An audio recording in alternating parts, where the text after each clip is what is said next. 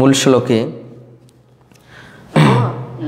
প্রচার ক্ষেত্রে প্রয়োগটা, হ্যাঁ প্রচার ক্ষেত্রে তো এটাই প্রয়োগ, প্রচার ক্ষেত্রে এটাই প্রয়োগ যে, হ্যাঁ এটাই প্রয়োগ যে এটাই বলা হলো যে এই যে উদাহরণ দেওয়া হলো এবং দৃষ্টান্ত সপে তার তত্ত্ববস্তু প্রদান করা হলো যে পোশাক পরিবর্তনের ন্যায় বুদ্ধিমান বা পণ্ডিত ব্যক্তিরা এই পরিবর্তনে কখনো মুহ্যমান হন না।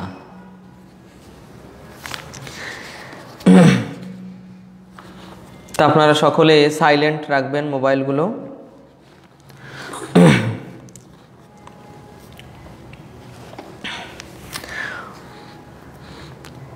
ওম অজ্ঞানতিমিরন্ধস্য জ্ঞানাঞ্জনশলাকয়া চক্ষুরুন্মিলিतं যেন তস্मै শ্রীগুরবে নমঃ। বাঞ্ছাকল্পতরুভ্যশ্চ কৃপা সিন্ধুভ্যেব চ পতিতানাং পাবনেভ্যো বৈষ্ণবেভ্যো নমো নমঃ। জয় শ্রীকৃষ্ণ চৈতন্য প্রভু নিত্যানন্দ শ্রী অদ্বৈত গদাধর শিবাসাদি গৌর ভক্তবৃন্দ। হরে কৃষ্ণ কৃষ্ণ কৃষ্ণ হরে হরে, হরে রাম রাম রাম হরে হরে। দ্বিতীয় অধ্যায় সপ্তম শ্লোক, ইন্দ্রবর্জা ছন্দ। শ্লোকটা দেখবেন সকলে। কার্পণ্য দোষ পহত স্বভাব পৃচ্ছামি তম ধর্ম সম্মূঢ় চেতা শ্রেয়সন্নিশ্চিতম ব্রূহি তন্মে শিষ্যস্তেহম সাধিমাম তম প্রপন্যম। কার্পণ্যজনিত দুর্বলতার প্রভাবে আমি এখন কিংকর্তব্য বিমূঢ় হয়েছি, আমার কর্তব্য সম্বন্ধে বিভ্রান্ত হয়েছি। এই অবস্থায় আমি তোমাকে জিজ্ঞাসা করছি, এখন কি করা আমার পক্ষে শ্রেয়স্কর তা আমাকে বলো। আমি এখন তোমার শিষ্য, সর্বতভাবে তোমার শরণাগত, দয়া করে তুমি আমাকে উপদেশ প্রদান করো। তো এই শ্লোকে অর্জুন শিষ্যত্ব বরণ করেছেন।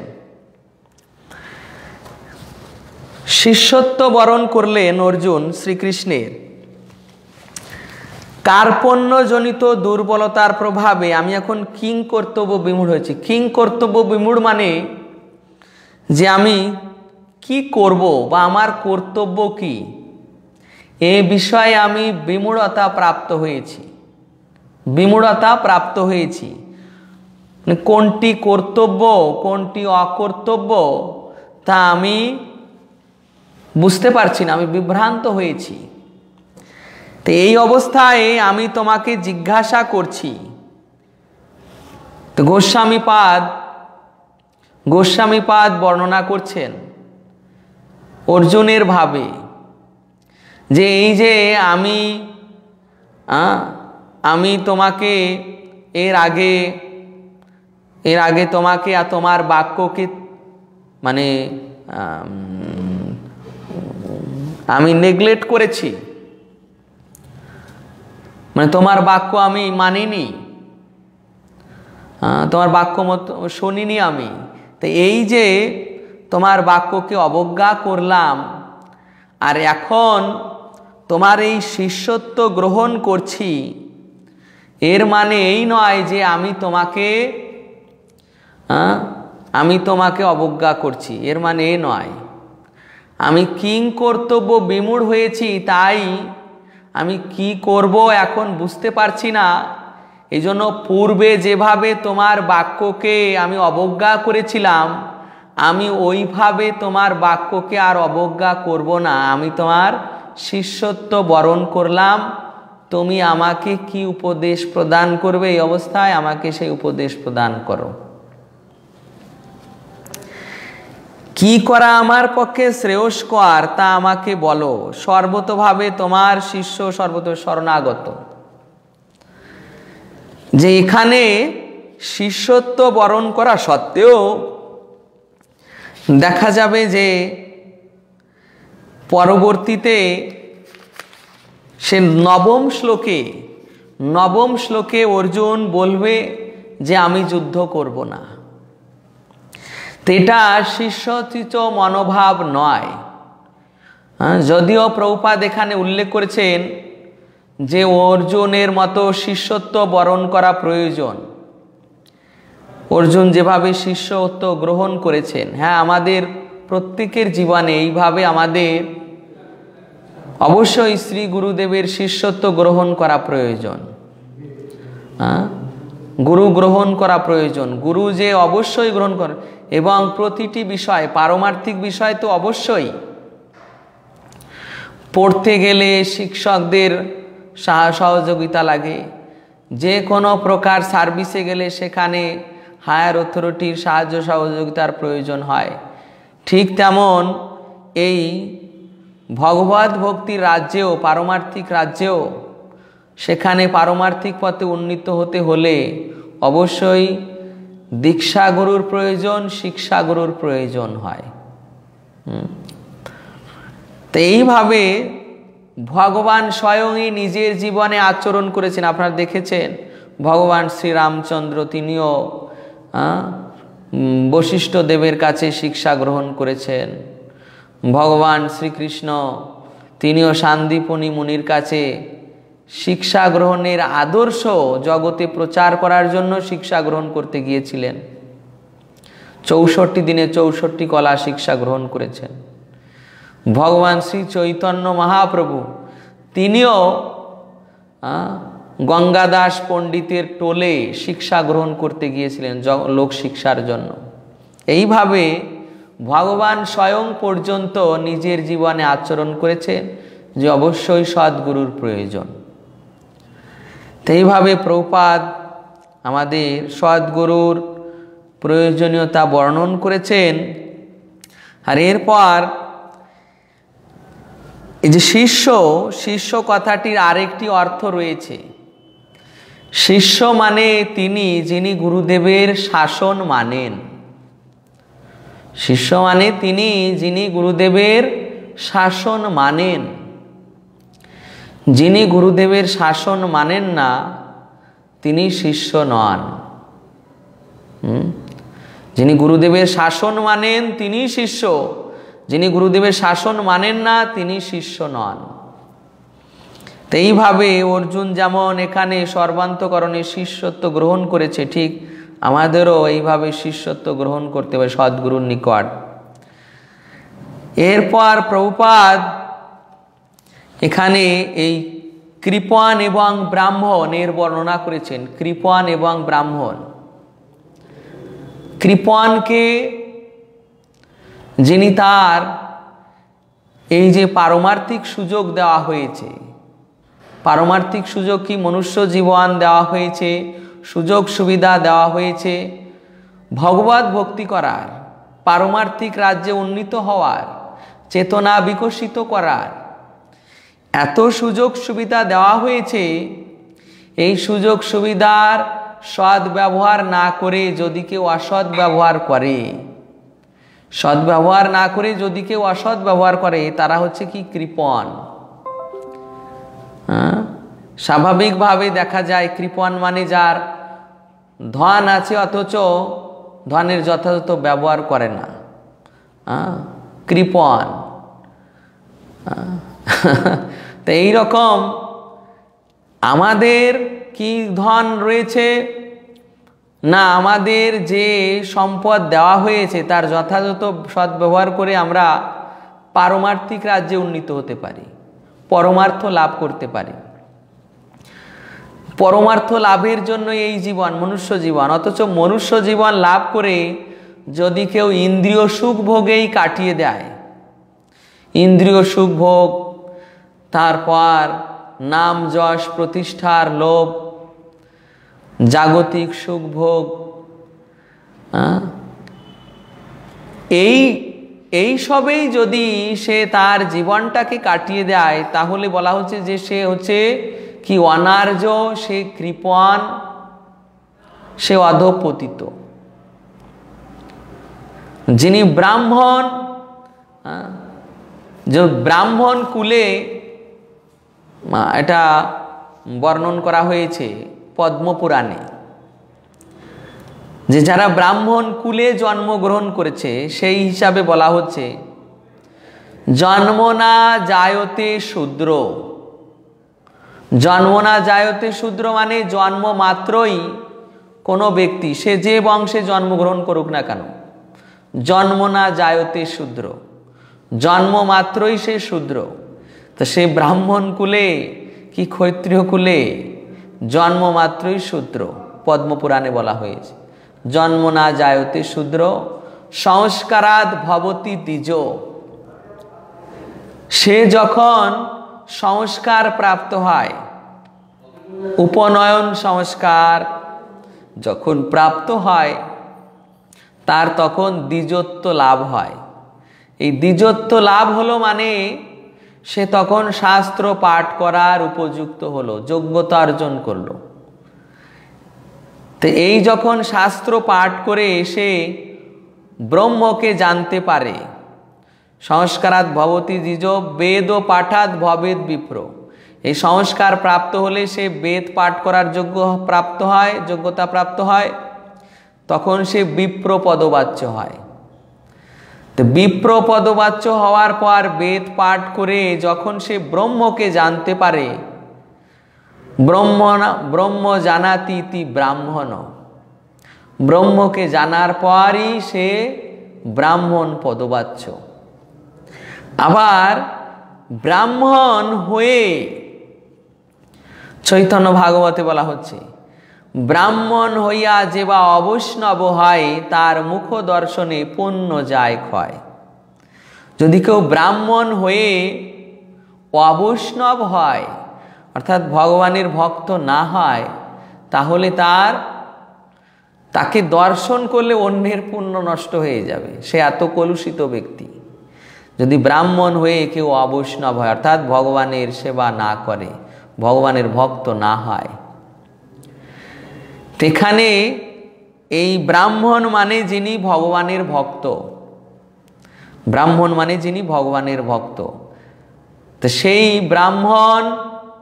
সেই ব্রাহ্মণই হচ্ছে কি, তিনি মানব জীবনের সদ্ব্যবহার করলেন।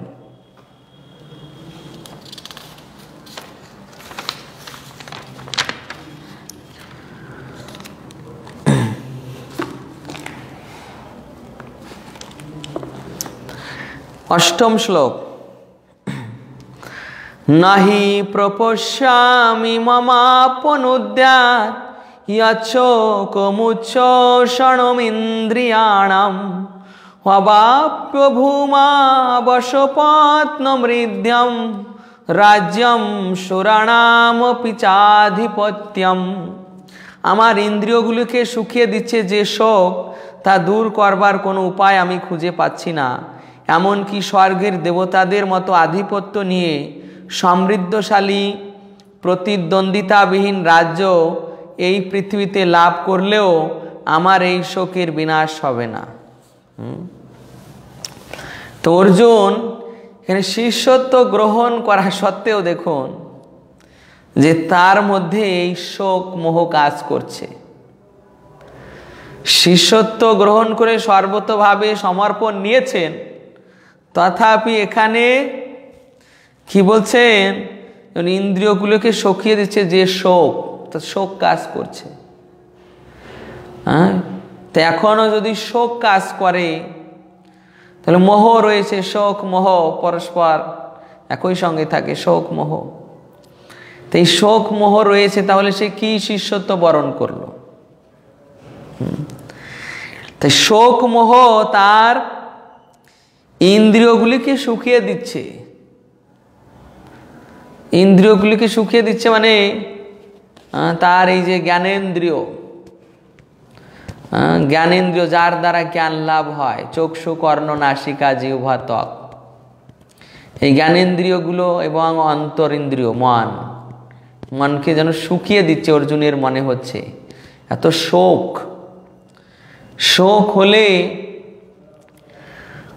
যখন অত্যধিক শোক হয় তখন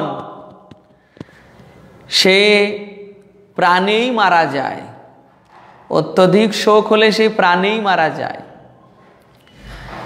তো শোকের দুই রকম প্রভাব রয়েছে, ভক্তি জগতে শোক আর জড় জগতে শোক। দুই প্রকার শোক। ভক্তি জগতেও শোক রয়েছে। যেমন এই যে 25শে ফেব্রুয়ারি নিত্যানন্দ ত্রয়োদশী গেল। শ্রীমান নিত্যানন্দ প্রভু যখন 12 বছর বয়সে তার পিতামাতাকে ছেড়ে চলে গিয়েছিলেন সন্ন্যাসীর সাথে, সন্ন্যাসী ভিক্ষা নিয়েছিলেন তাকে, যখন চলে গিয়েছিলেন তার পিতামাতা 1 মাস যাবৎ নিত্যানন্দ প্রভুর শোকে কিছু না খেয়ে না ঘুমিয়ে ওই চিন্তায় চিন্তায় দেহ ত্যাগ করে দিয়েছিলেন। এটা কি ভক্তি জগতে এ অতি উন্নত স্তরের বিষয়, যে ভগবানের জন্য এই প্রকার শোক হওয়া, ভগবানের জন্য শোক, এটা অতি উন্নত বিষয়। আর জাগতিক ক্ষেত্রে শোক, ধন সম্পদ নষ্ট হলো, প্রিয়জন বিয়োগ হলো, তো এর জন্য শোক, জাগতিক শোক। এই শোক সম্পূর্ণ আলাদা, এটা দেহাত্ম বুদ্ধির পরিচয়, যে আমি এই দেহ আর আমার দেহ থেকে যারা উৎপন্ন হয়েছে তারা আমার। এদের এই দেহের যখন নষ্ট হচ্ছে তখন খুব ক্রন্দন করছি। যখন ভাগবতে রয়েছে যে চিত্রকেতু মহারাজের একমাত্র পুত্র যখন মারা গেল, তখন চিত্রকেতু মহারাজ এত শোকগ্রস্ত হলেন যে পুত্র যে মৃত হয়ে পড়ে আছে সেখানে দোলনার সামনে এসে মূর্ছিত হয়ে পড়েছেন। নারদ মুনি এসে মৃত পুত্রকে বাঁচিয়ে দিলেন। তখন মৃত পুত্রই তার পিতাকে বলছেন যে আপনি আমাকে বারবার পিতা পিতা বলছেন কেন? আমি আপনার কত জন্মের পুত্র, আমি আপনার কাছে ছিলাম ভগবানের ইচ্ছায়, এখন ভগবানের ইচ্ছাই চলে যাচ্ছে অন্যত্র, যেখানে ভগবান ঠিক করে রেখেছেন। তো এইভাবে এই জড়দেহের জন্য শোক, এটা নিতান্তই মূর্খতার পরিচয়। তা অর্জুনের এই শোক কি জন্য?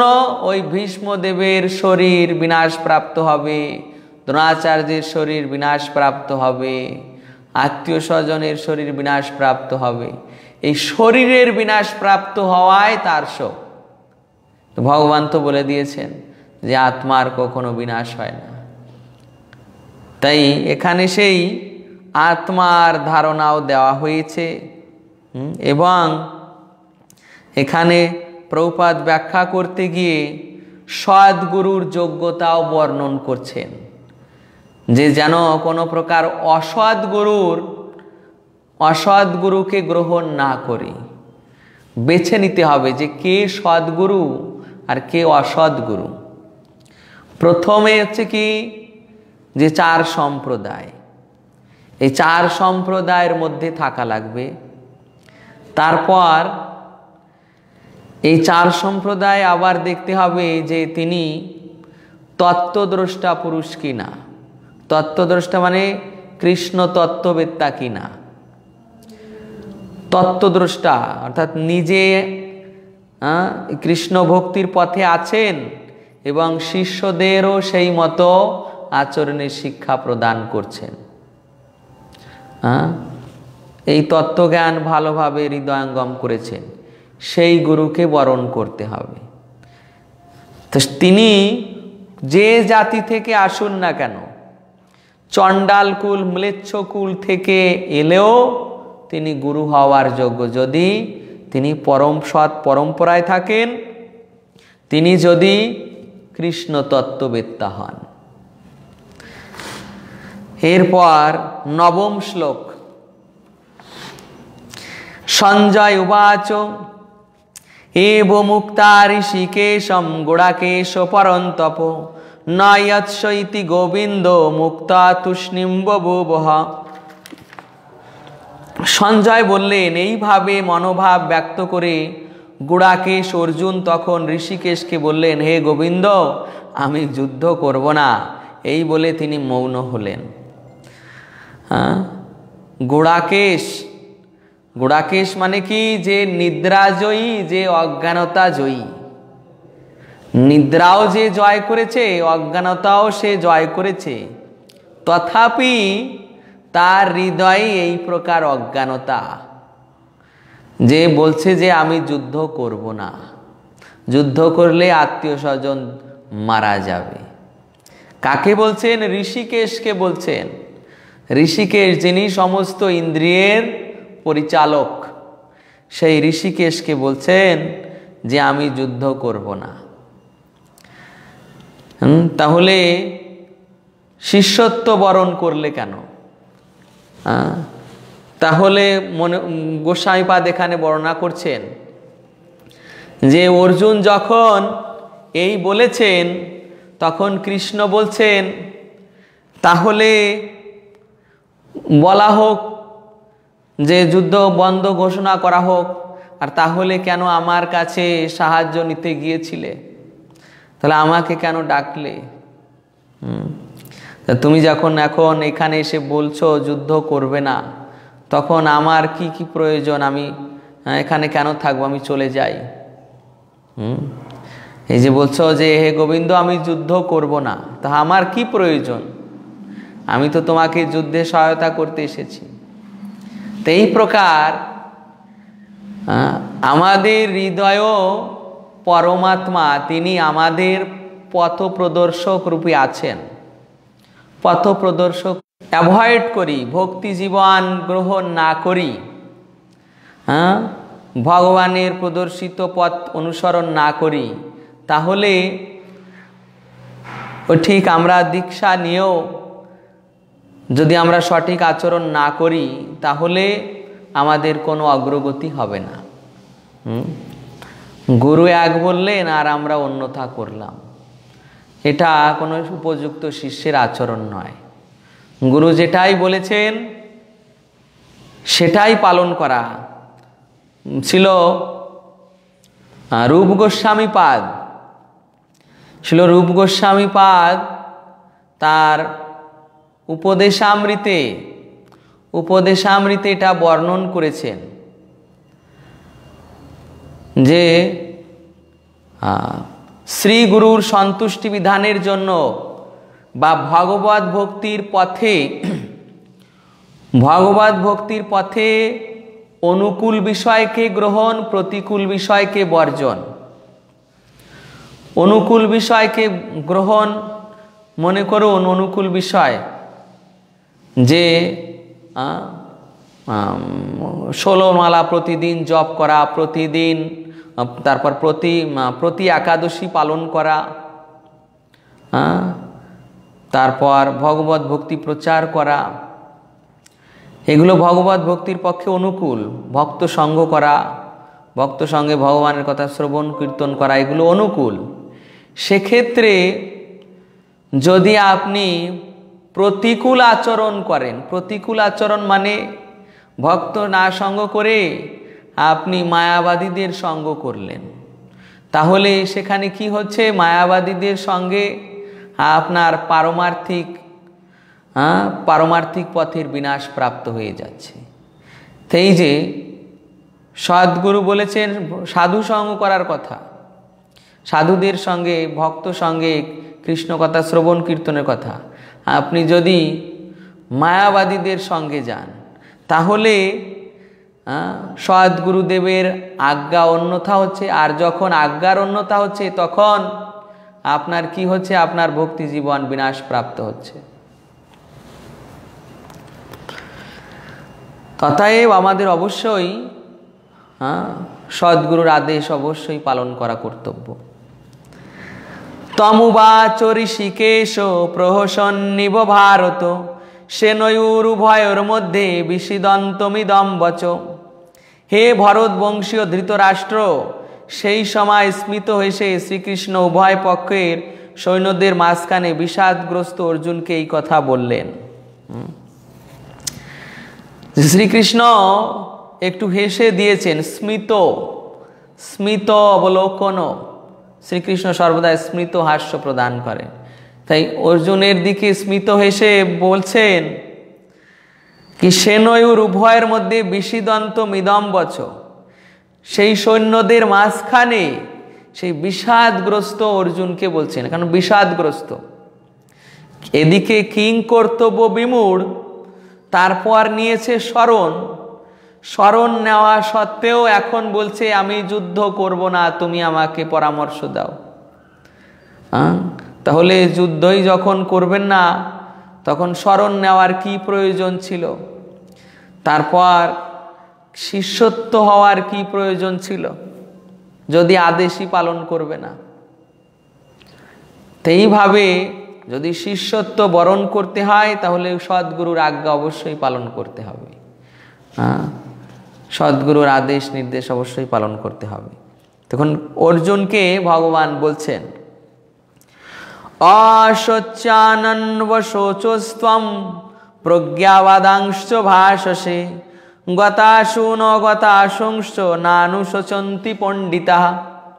পরমেশ্বর ভগবান বললেন যে তুমি প্রাজ্ঞের মতো কথা বলছো, অথচ যে বিষয়ে শোক করা উচিত নয় সেই বিষয়ে শোক করছো।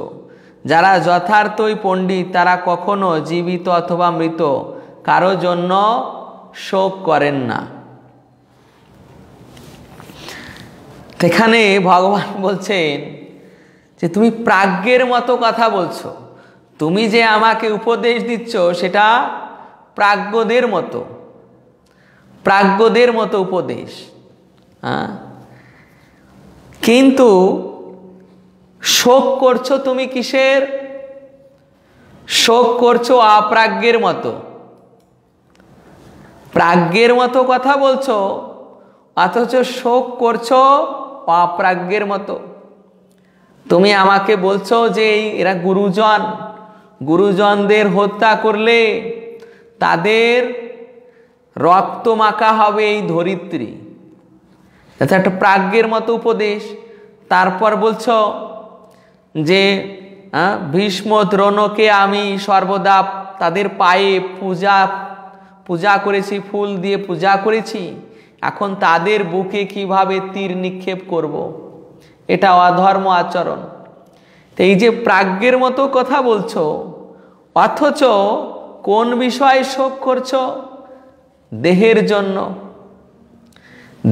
জন্য শোক করছো।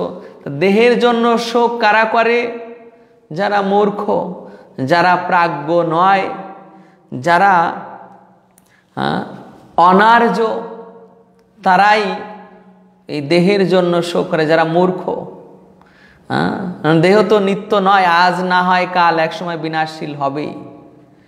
তা কেউ যদি জরাগ্রস্ত শরীর ত্যাগ করে নতুন শরীর প্রাপ্ত হয়, তো তার আনন্দের বিষয়। সেই জরা শরীর চলে যাচ্ছে, তাতে তুমি দুঃখ প্রাপ্ত হবে, তাহলে তুমি অপ্রাজ্ঞ। তো এইভাবে ভগবান বলছেন, যেখানে তিনি এই শ্লোকে এই চেতন আত্মা এবং জড়দেহের পার্থক্য নিরূপণ করে দিলেন। যে চেতন আত্মা সে কখনো মৃত হয় না, মরে না, সে বিনাশশীল, সে সনাতন, সে নিত্য, তার অস্তিত্বের কখনো বিনাশ হয় না। কিন্তু জড়দেহ বারবার পরিবর্তন হয়, ঠিক পোশাকের মতো।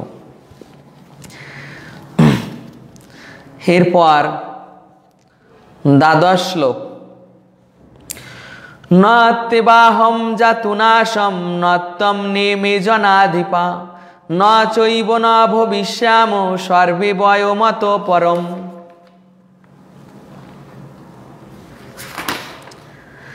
এমন কোনো সময় ছিল না যখন আমি তুমি এই সমস্ত রাজারা ছিলেন না, এবং ভবিষ্যতেও কখন আমাদের অস্তিত্ব বিনষ্ট হবে না।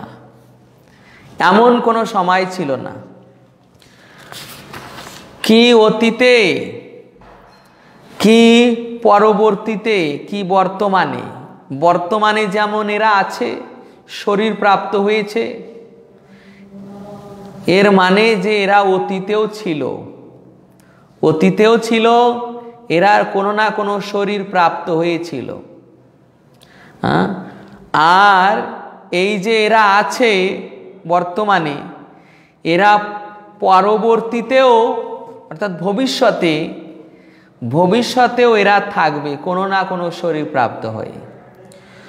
যদি এদের এই জগতে থাকতে হয়, উদ্ধার যদি না হয় এদের, তাহলে এই জগতের জড় শরীর নিয়ে থাকতে হবে।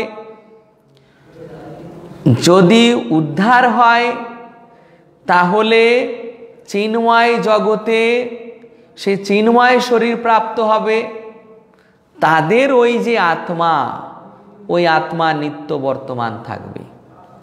এই জগতে হলে ওই আত্মার উপর দুটি জড় শরীর, স্থূল জড়, সূক্ষ্ম জড়, মন বুদ্ধি অহংকার। এই জগতে হলে এই সূক্ষ্ম জড় এবং স্থূল জড় শরীর নিয়ে। আর যদি মনে করো যে এটা ভাগবত রয়েছে, প্রলয় হয়, প্রলয়কালে সূক্ষ্ম জড় শরীর নিয়ে সে মহাবিষ্ণুর শরীরে থাকে। আবার পুনরায় যখন সৃষ্টি হয়, ওই সূক্ষ্ম জড় শরীর নিয়ে এই জগতে এসে মায়াদেবী তাকে আবার এই ভৌতিক শরীর, স্থূল জড় শরীর প্রদান করে। অর্থাৎ শরীর সে নিত্য প্রাপ্ত হবে এখানে থাকলেও আর চিন্ময় জগতে। তবে চিন্ময় জগতে গেলে তার কিসের শরীর হবে? আত্মার শরীর। সে স্বরূপ অবস্থা লাভ করবে, সে চিন্ময় দেহ লাভ করবে।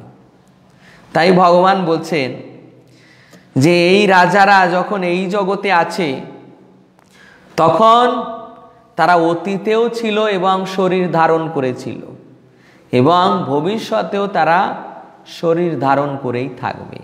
অতএব বর্তমান অবস্থায় এই যে তাদের শরীর বিনাশপ্রাপ্ত হবে, এতে ভেবে তোমার শোকগ্রস্ত হওয়া উচিত হবে না।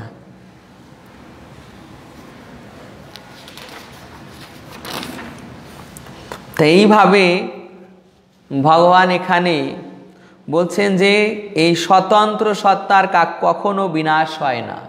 স্বতন্ত্র সত্তা, এই স্বতন্ত্র সত্তা মানে কি? আত্মা। এই স্বতন্ত্র সত্তা হচ্ছে আত্মা, আত্মার কখনো বিনাশ হয় না। তা দেখুন, এই যে স্বতন্ত্র সত্তা, প্রত্যেকটা জীব এরা ক্ষুদ্র স্বতন্ত্র বিশিষ্ট। ক্ষুদ্র স্বতন্ত্র বিশিষ্ট মানে এদের স্বতন্ত্র ক্ষুদ্র। সে যখন পরম স্বতন্ত্রের সঙ্গে যুক্ত হয় তখন ওই ভগবানের ইচ্ছাকে সে জানতে পারে। প্রত্যেক জীবের এই ক্ষুদ্র স্বতন্ত্র সত্তা রয়েছে, স্বতন্ত্র শক্তি। সে ওই স্বতন্ত্র শক্তির সদ্ব্যবহার ফলে ভক্ত হয়, আর স্বতন্ত্র শক্তির অসৎ ব্যবহার ফলে কেউ অভক্ত হয়। এই স্বতন্ত্র সত্তার কখনো নষ্ট হয় না। এরপর সর্বশেষ শ্লোক, দেহিনস্মিন যথা দেহে কৌমারম যৌবনম জরা তথা দেহান্তর প্রাপ্তি ধীরস্তত্র না মৈহতি। দেহির দেহ যেভাবে কৌমার, যৌবন ও জরার মাধ্যমে তার রূপ পরিবর্তন করে চলে, মৃত্যুকালে তেমনি ওই দেহি আত্মা এক দেহ থেকে অন্য দেহে দেহান্তরিত হয়। স্থিত প্রজ্ঞ পণ্ডিতেরা এই পরিবর্তনে কখনো মুহ্যমান হন না। এই শ্লোকে বলা হচ্ছে দেহিনস্মিন, দেহির দেহ। দেহির দেহ মানে এই দেহি মানে হচ্ছে আত্মা। দেহির দেহ মানে আত্মার দেহ। তা আত্মার দেহ কি? জড় শরীর। আমার আত্মা এই শরীরে আছে। তো বলা হচ্ছে কি দেহি মানে হচ্ছে আত্মা, তাহলে আত্মার এই শরীর জড়। তাই সেটাই বলছে যে এই আত্মার যে শরীর, এই জড় শরীর যেভাবে কৌমার, মানে আমি ছোটবেলায় কুমার অবস্থায় ছিলাম, এখন সে অবস্থায় নেই। কৌমার থেকে এখন এই কৈশোর, কৈশোর পেরিয়ে এরপর যৌবন, যৌবন পেরিয়ে বৃদ্ধ অবস্থা, বৃদ্ধ অবস্থার পর তারপর মুমূর্ষ অবস্থা। এই যে কৌমার, যৌবন, জরার মাধ্যমে রূপ পরিবর্তন করে চলেছে। এই বাইরের রূপগুলোই শুধু পরিবর্তন হচ্ছে, কখনো বাল্যকাল, কখনো কিশোর, কখনো যৌবন, কখনো জরাগ্রস্ত। এই বাইরেরটাই কেবল পরিবর্তন হচ্ছে। তো এই পরিবর্তনে স্থিতপ্রজ্ঞ পণ্ডিতেরা মুহ্যমান হন না। তো তোমার পিতামহ, তোমার গুরু দ্রোণাচার্য যে এখন বৃদ্ধ অবস্থা প্রাপ্ত হয়ে আছে, তো তারা একসময় তো বাল্য অবস্থায় ছিল, এখন এই যে জরাগ্রস্ত অবস্থায় পতিত হয়েছে। তা এই জরাগ্রস্ত অবস্থা, এটা কি পুরনো পোশাক পরে আছে, একটি পুরনো পোশাক পরে আছে। তো এই পুরনো পোশাকটা খুলে যদি তারা একটা নতুন পোশাক পরে, তাহলে কি তাদের আনন্দ হবে না? তুমি যদি তা দেখতে পাও যে তারা নতুন পোশাক পরেছে, যেমন পূজায় কেউ নতুন পোশাক পরলো, পুরনো পোশাকটা খুলে নতুন পোশাক পরলো, তা যে পরছে তারও আনন্দ হবে, আর যে দেখছে তারও আনন্দ হবে। তো ঠিক এই যে পোশাক পরিবর্তনের ব্যাপারটি যে জানবে সে আনন্দিত হবে, আর যে জানবে না, যে মনে করবে সে মারা গিয়েছে, তো সে তো মূর্খ। হচ্ছে পোশাকের পরিবর্তন। তাহলে তুমি কেন এইভাবে রোদন করছো, কেন শোক করছো? বুদ্ধিমান প্রাজ্ঞ ব্যক্তিরা এইভাবে শোক করেন না।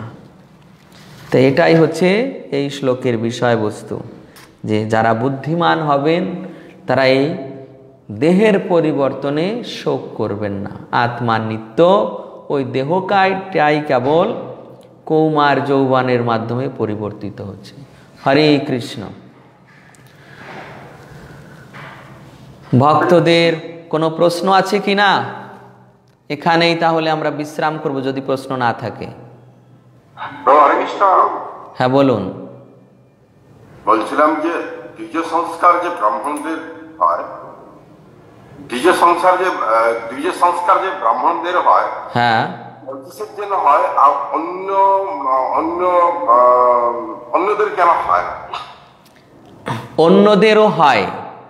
ব্রাহ্মণ, ক্ষত্রিয়, বৈশ্য এই 3 শ্রেণীর হয় দ্বিজাতি সংস্কার। ব্রাহ্মণ, ক্ষত্রিয়, বৈশ্য এই 3 শ্রেণীর হয়, কেবলমাত্র শূদ্রদেরই হয় না।